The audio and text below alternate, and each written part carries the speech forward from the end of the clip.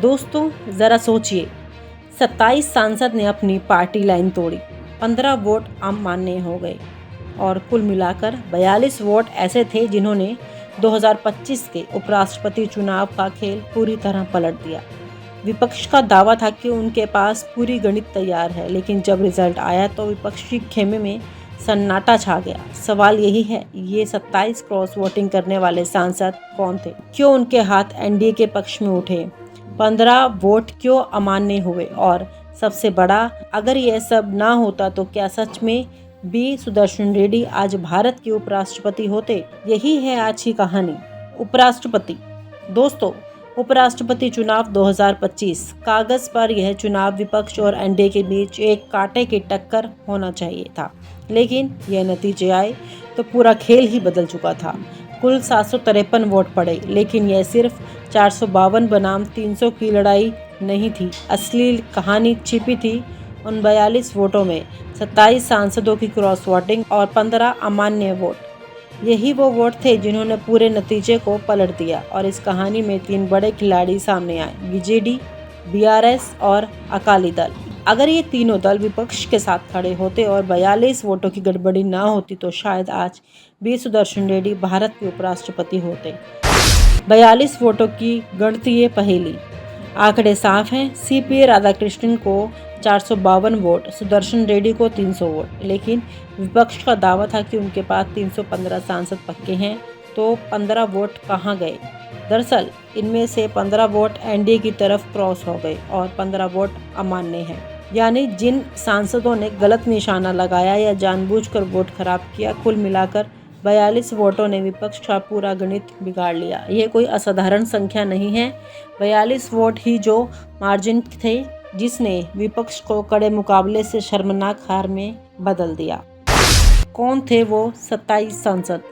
ये सवाल आज भी बना हुआ है। एनडीए खुलकर कहता है कि यह अंतरात्मा की जीत है, लेकिन विपक्ष के भीतर की ही सब जानते हैं कि सांसदों की निष्ठा टूटी। आंध्र प्रदेश, झारखंड, महाराष्ट्र और यहाँ तक कि उत्तर प्रदेश के राज्यों में भी विपक्षी सांसद एनडीए के पाले में चले गए। कई सांसदों ने एनडीए को वोट देकर बाद में चुप्पी साध ली। विपक्ष खुलकर किसी को नाम लेकर दोषी नहीं ठहरा पाया, क्योंकि वह जानते हैं कि यह क्रॉस वोटिंग उनके ही नेतृत्व की कमजोरी का परिणाम है। बीजेडी, राजनीतिक तटस्थता या राजनीतिक चाल।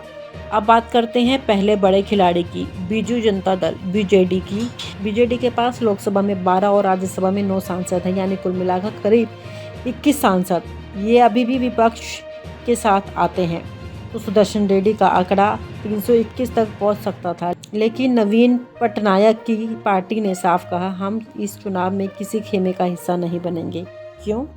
क्योंकि बीजेडी हमेशा से केंद्र और विपक्ष के बीच तटस्थ भूमिका निभाती आई है। ओडिशा में उनका सीधा मुकाबला कांग्रेस से नहीं बल्कि बीजेडी से है। ऐसे में विपक्ष के साथ खड़े होकर वह केंद्र में बीजेपी से रिश्ते खराब नहीं करना चाहते। साथ ही ओडिशा को केंद्र से लगातार आर्थिक और विकास संबंधी पैकेज मिलते हैं, जिन पर बीजेडी अपनी निर्भरता नहीं तोड़ सकता। इसलिए बीजेडी का एब्सटेन करना एक तरह से एनडीए के इनडायरेक्ट सपोर्टर साबित हुआ। बीआरएस, किसानों का बहाना या असली कारण?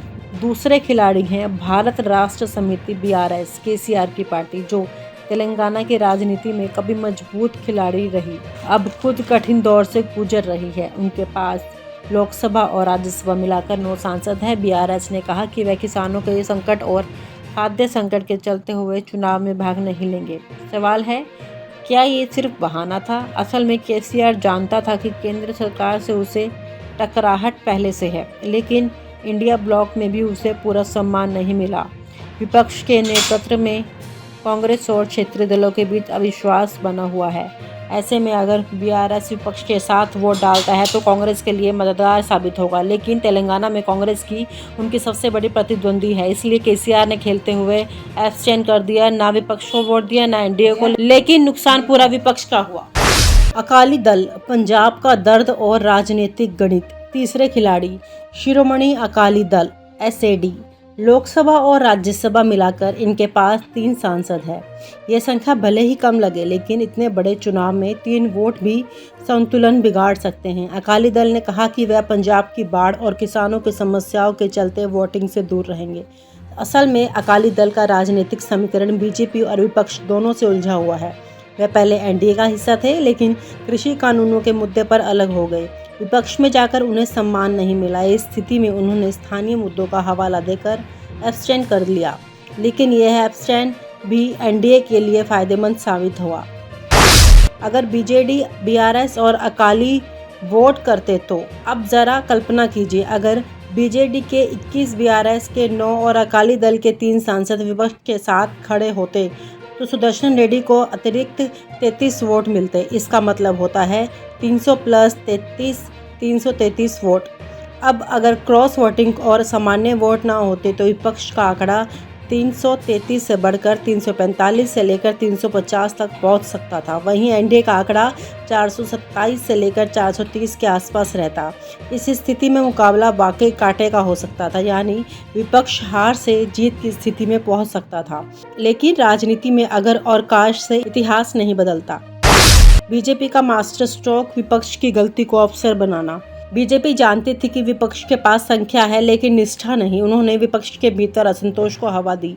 कई सांसदों को एनडीए के पक्ष में वोट करने के लिए तैयार किया। उन्होंने क्षेत्रीय दलों को सीधे विपक्ष से दूर रहने के लिए राजी किया और उम्मीदवार चुना ऐसा जिसे लेकर विपक्षी सांसदों को व्यक्तिगत आपत्ति नहीं थी। यही कारण है कि क्रॉस वोटिंग हुई, अमान्य वोट पड़े और क्षेत्रीय दल अब्सटेन कर गए। बीजेपी ने विपक्ष की कमजोरी को अवसर में बदल दिया और राधाकृष्णन की जीत सुनिश्चित कर दी। विपक्ष की नाकामी एकता सिर्फ बयान में। इंडिया ब्लॉक का दावा था कि 2024 लोकसभा चुनाव की तरह एकजुट होकर लड़ेंगे, लेकिन उपराष्ट्रपति चुनाव ने दिखा दिया कि उनकी एकता कागज पर है। वह बीजेडी, बीआरएस और अकाली जैसे दलों को साधने में नाकाम रहे। अपने ही सांसदों को लाइन पर नहीं रख पाए। क्रॉस वोटिंग और सामान्य वोटों ने उनकी रणनीति की पोल खोल दी। विपक्ष जनता के सामने एक मजबूत विकल्प बनने की बजाय खुद को बिखरा हुआ साबित कर बैठा। दर्शकों से सवाल। तो दोस्तों, 2025 का उपराष्ट्रपति चुनाव एक सबक है कि राजनीति सिर्फ जोड़ घटाव का खेल नहीं, बल्कि भरोसे और राजनीति का खेल है। 42 वोटों ने पूरे नतीजे को बदल दिया। अगर क्रॉस वोटिंग और एब्सटेन ना होते तो शायद आज भी सुदर्शन रेड्डी उपराष्ट्रपति होते, लेकिन बीजेपी ने विपक्ष की गलतियों को समझा, उनकी कमजोरी को हथियार बनाया और चुनाव को एक तरफा बना दिया। अब सवाल आपसे, क्या आपको लगता है कि विपक्ष कभी अपनी गलतियों से सबक ले पाएगा या फिर एनडीए इसी तरह हर बार विपक्ष को अपनी राजनीति से मात देता रहेगा? और आप हमसे जुड़े रहने के लिए सब्सक्राइब करें YouTube पर, फॉलो करें Twitter पर और लाइक करें Facebook पर। और ज्यादा जानकारी के लिए आपको टाइप करना होगा सिर्फ न्यूज़ नशा।